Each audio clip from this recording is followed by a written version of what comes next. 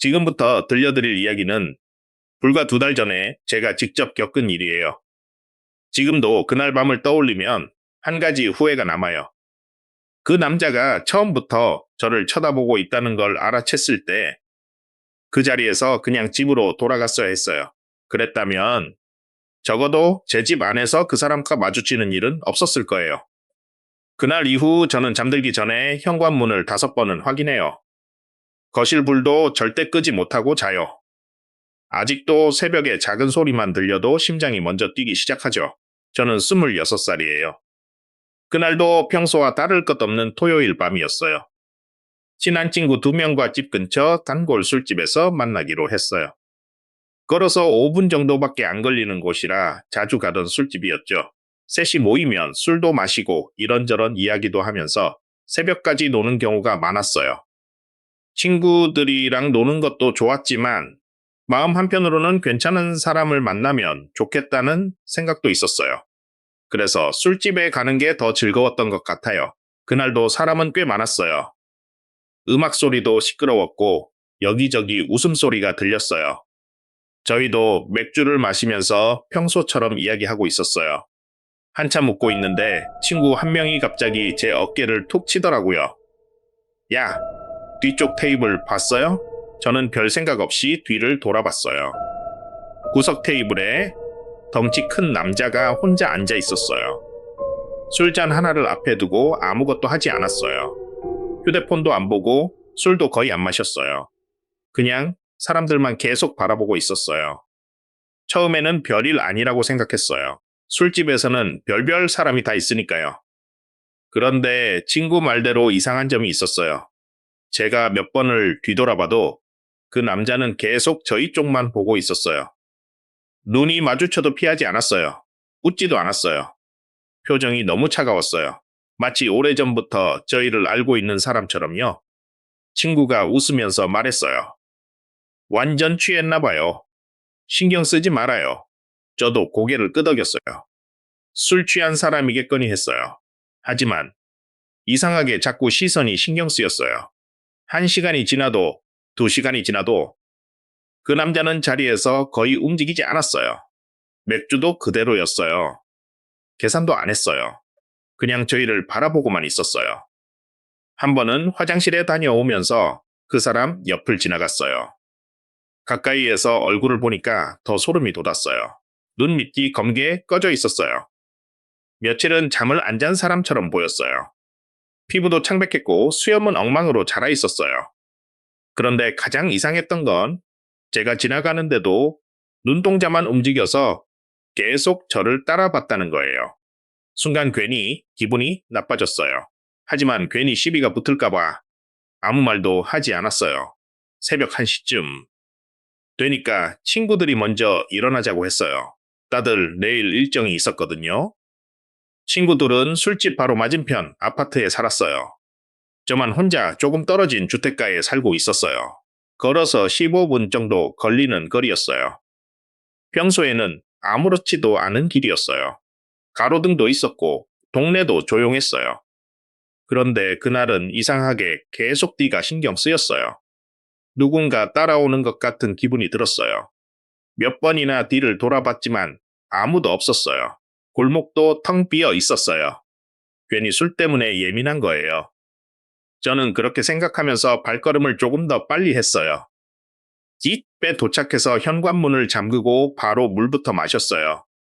술을 조금 마시면 항상 물을 많이 마시는 습관이 있었거든요. 평소 같으면 씻고 침실로 올라갔겠지만 너무 피곤했어요. 그래서 그냥 거실 소파에서 자기로 했어요. 휴대폰도 충전기에 꽂아두고 그대로 누웠어요. 눈을 감자마자 잠이 들었던 것 같아요. 얼마나 잤는지는 모르겠어요. 갑자기 작은 소리에 눈이 떠졌어요. 툭! 정말 작은 소리였어요. 나무가 부딪히는 소리 같기도 하고 문고리가 살짝 움직이는 소리 같기도 했어요. 눈을 뜨자마자 시선이 현관문으로 향했어요. 그런데 이상한 걸 본 것 같았어요. 현관문이 아주 조금 열린 것처럼 보였어요. 한두 센티미터 정도요. 그리고 제가 눈을 뜨는 순간 다시 닫힌 것 같았어요. 저는 그대로 몸이 굳어버렸어요. 한동안 움직이지도 못했어요. 집안은 너무 조용했어요. 냉장고 돌아가는 소리만 들렸어요. 내가 잘못 본 거예요. 꿈결이라 착각한 거예요. 계속 그렇게 생각했어요. 그래도 혹시 몰라서 작은 목소리로 말했어요. 누구 있어요? 대답은 없었어요. 저는 3분 정도 그대로 현관문만 바라봤어요. 아무 일도 일어나지 않았어요. 결국 피곤함이 다시 몰려왔어요. 괜히 확인하러 갔다가 더 무서워질 것 같았어요. 그래서 다시 눈을 감았어요. 이번에는 꿈을 꾸고 있었어요. 그런데 꿈속에서 이상한 소리가 들렸어요. 끼익. 천천히 문이 열리는 소리였어요. 처음에는 꿈이라고 생각했어요. 하지만 소리는 점점 선명해졌어요. 끼익. 그리고 부러진 쿵. 무언가 바닥을 밟는 소리가 들렸어요. 한 걸음, 또 한 걸음. 점점 제 쪽으로 가까워지고 있었어요. 순간 온몸에 소름이 돋으면서 눈이 번쩍 떠졌어요. 이번에는 착각이 아니었어요. 현관문이 활짝 열려 있었어요. 찬 공기가 거실 안으로 들어오고 있었어요. 저는 숨도 쉬지 못한 채 천천히 고개를 왼쪽으로 돌렸어요. 소파 맞은편 1인용 의자에 누군가 앉아 있었어요. 처음에는 그림자인 줄 알았어요. 하지만 창밖 가로등 불빛이 얼굴을 비추는 순간 저는 그 사람이 누군지 바로 알아봤어요. 몇 시간 전 술집에서 저희를 계속 바라보던 바로 그 남자였어요. 그는 아무 말도 하지 않았어요. 도망치지도 않았어요. 놀라는 기색조차 없었어요. 마치 처음부터 제가 눈을 뜨기만 기다리고 있었던 사람처럼요. 그리고 천천히 입꼬리를 올리더니 낮은 목소리로 한마디 했어요. 이제야 혼자네요. 그 말을 듣는 순간 저는 그대로 소파에서 뛰어내렸어요. 저는 아무 생각도 하지 못했어요. 술집에서 저희를 계속 바라보던 그 남자가 지금 제 집 거실 의자에 앉아 있었어요. 눈을 한번 깜빡였어요. 혹시 술이 덜 깨서 헛것을 보는 건 아닐까 싶었어요. 하지만 아니었어요.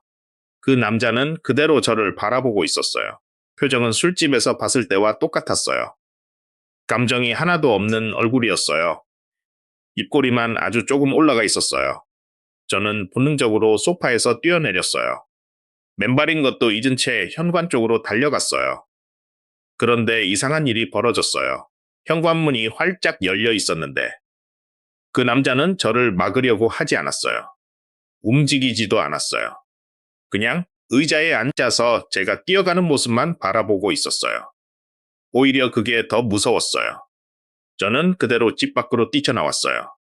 휴대폰도, 지갑도, 차 열쇠도 살아야겠다는 생각밖에 안 들었어요.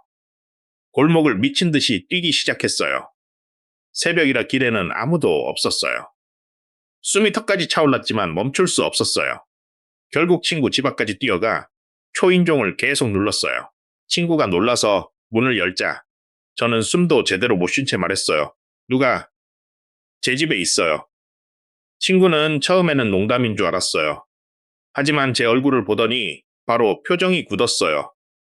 곧바로 경찰에 신고했어요. 경찰이 먼저 제 집에 도착했어요. 저와 친구는 몇 분 뒤에 따라갔어요. 경찰 2명이 집안을 전부 확인했어요. 거실, 주방, 화장실, 2층 방까지 모두 살펴봤어요. 하지만 아무도 없었어요. 그 남자는 흔적도 없이 사라졌어요. 현관문도 강제로 연 흔적이 없었어요. 창문도 모두 잠겨 있었어요. 경찰은 혹시 술에 취해서 착각한 건 아니냐고 했어요. 하지만 저는 분명히 봤어요. 그 남자는 제 앞에 앉아 있었어요. 경찰은 술집 CCTV도 확인하겠다고 했어요. 다행히 카메라에 그 남자가 찍혀 있었어요.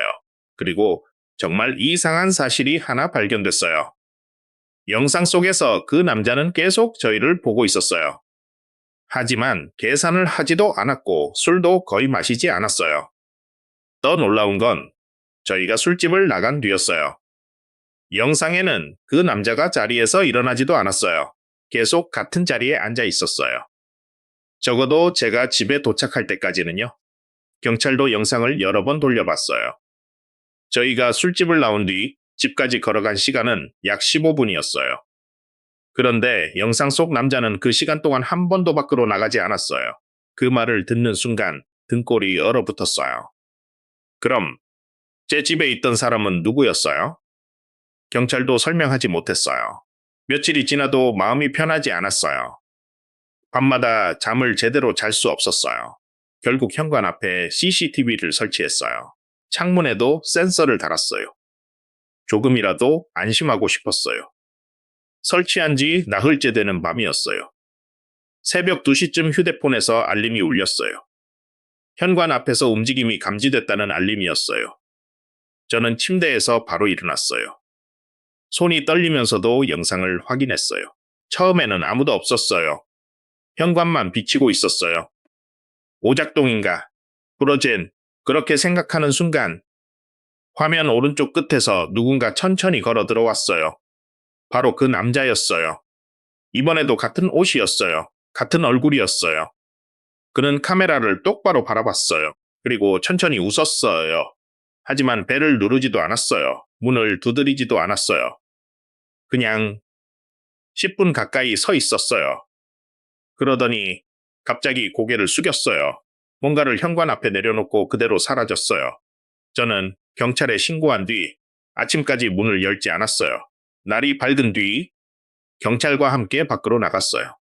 현관 앞에는 작은 종이봉투 하나가 놓여 있었어요. 안에는 오래된 사진 한 장이 들어 있었어요.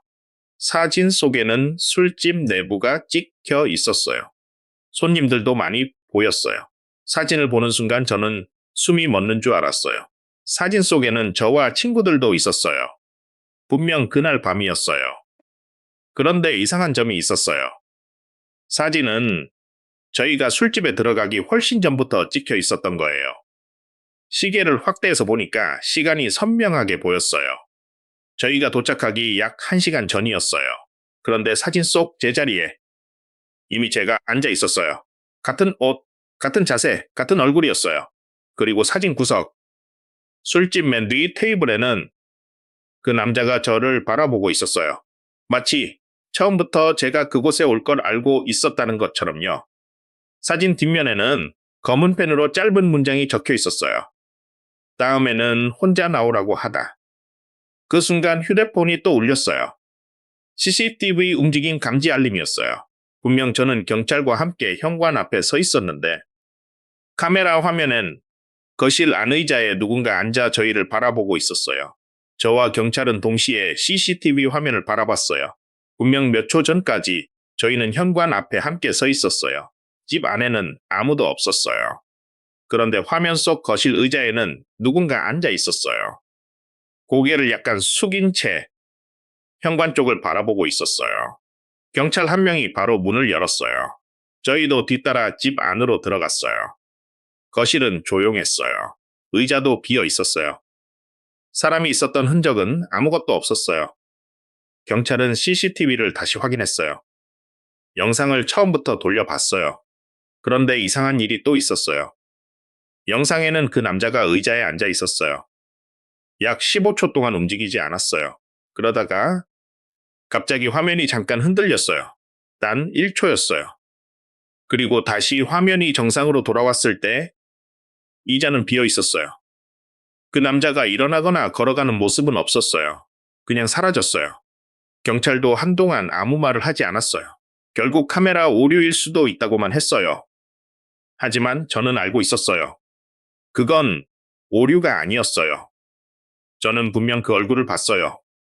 그날 이후 저는 집에서 혼자 지내는 게 무서워졌어요. 친구 집에서 며칠을 지냈어요. 그래도 마음이 편하지 않았어요. 결국 회사를 쉬고 부모님 집으로 내려갔어요. 부모님께는 집에 도둑이 들 뻔했다고만 말했어요. 더 자세한 이야기를 하면 걱정하실 것 같았어요. 며칠 동안 아무 일도 없었어요. 조금씩 안정을 찾는 것 같았어요. 그런데 일주일쯤 지나서 경찰에게 전화가 왔어요. 그 남자에 대해 알아낸 게 있다고 했어요. 저는 바로 경찰서를 찾아갔어요. 담당 형사는 오래된 서류 한 장을 제 앞에 놓았어요. 사진도 한 장 함께 있었어요. 사진을 보는 순간 심장이 내려앉았어요. 사진 속 남자는 술집에서 봤던 그 사람이었어요. 형사가 조용히 말했어요. 이 사람은 8년 전에 사망한 사람이에요. 순간 아무 말도 할 수 없었어요. 교통사고로 숨졌다고 했어요. 그런데 더 이상한 건 그 남자가 사고를 당한 날도 토요일 새벽이었다고 했어요. 사고 장소를 듣는 순간 숨이 막혔어요. 제가 자주 가던 그 술집 앞이었어요. 형사는 오래된 사건 기록도 보여줬어요. 사고 직전에 술집 CCTV가 있었는데 그 영상은 지금도 보관되어 있다고 했어요. 저는 직접 확인하고 싶다고 했어요. 며칠 뒤 경찰 입회 아래 영상을 보게 됐어요. 화질은 좋지 않았어요. 하지만 얼굴은 충분히 알아볼 수 있었어요. 영상 속 남자는 술집 구석에 혼자 앉아 있었어요. 그리고 계속 입구만 바라보고 있었어요. 시간이 흘러도. 술도 거의 마시지 않았어요. 마치 누군가를 기다리는 사람처럼요. 그런데 갑자기 문이 열렸어요. 한 남자가 술집 안으로 들어왔어요. 저는 그대로 얼어붙었어요. 그 사람이 저였어요. 아니, 저와 똑같이 생긴 사람이었어요. 같은 키, 같은 얼굴, 심지어 입고 있는 옷까지. 그날 밤 제가 입었던 옷과 똑같았어요. 저는 믿을 수가 없었어요. 형사도 놀란 표정으로 저를 바라봤어요. 하지만 날짜는 분명 8년 전이었어요. 그때 저는 아직 이 동네에 살지도 않았어요. 영상 속 저는 술집 안으로 들어가더니 곧장 그 남자 맞은편에 앉았어요. 두 사람은 한동안 아무 말도 하지 않았어요. 그러다가 영상에는 소리가 없는데 그 남자가 입을 움직였어요. 입 모양이 아주 천천히 보였어요. 영상을 확대해서 몇 번이고 돌려봤어요. 그가 한 말은 분명 이거였어요. 이제 당신 차례예요. 그 직후 영상이 끝났어요. 그리고 사건 기록에는 그날 새벽 그 남자가 술집을 나간 뒤 교통사고로 사망했다고 적혀 있었어요. 저는 결국 그 집도 팔았어요. 술집에도 다시는 가지 않았어요. 다른 도시로 이사까지 했어요. 이번에는 정말 끝났다고 생각했어요. 새로운 집에서는 누구에게도 주소를 알려주지 않았어요. 평범하게 살고 싶었어요. 시간이 흘러 거의 반년이 지났어요.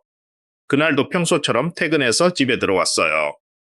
우편함에 광고 전단 하나가 꽂혀 있었어요. 별 생각 없이 꺼냈어요. 그런데 전단지 뒤에 손글씨가 적혀 있었어요. 검은 펜으로 짧게 한 줄만 쓰여 있었어요. 주소를 바꿔도 소용없어요. 순간 식은땀이 흘렀어요. 급하게 집 안으로 들어가 현관문을 잠갔어요. 그날 밤 한숨도 못 잤어요. 새벽 4시쯤이었어요. 거실에서 작은 소리가 들렸어요. 끼익뿐 너무 익숙한 소리였어요. 천천히 의자가 바닥을 긁으며 움직이는 소리였어요. 저는 침대에서 꼼짝도 하지 못했어요. 숨소리조차 내지 않았어요. 소리는 잠시 멈췄어요. 그리고 아주 낮은 목소리가 들렸어요. 분명 거실에서 들렸어요. 이번에는 도망가지 말라고 하다. 저는 끝내 방문을 열지 못했어요. 아침이 될 때까지 그대로 침대에 앉아 있었어요. 해가 뜬 뒤 용기를 내 거실로 나갔어요. 아무도 없었어요. 하지만 어젯밤 벽을 보고 있던 1인용 의자는 이번에는 제 침실 문을 향해 천천히 돌려져 있었어요. 그날 이후 저는 단 한 번도 그 의자에 앉지 않았어요. 그리고 지금도 새벽이 되면 가끔 거실에서 의자가 아주 조금씩 움직이는 소리가 들려요. 저는 아직도 확인하지 않았어요. 그 의자에 정말 아무도 앉아 있지 않은지 말이에요.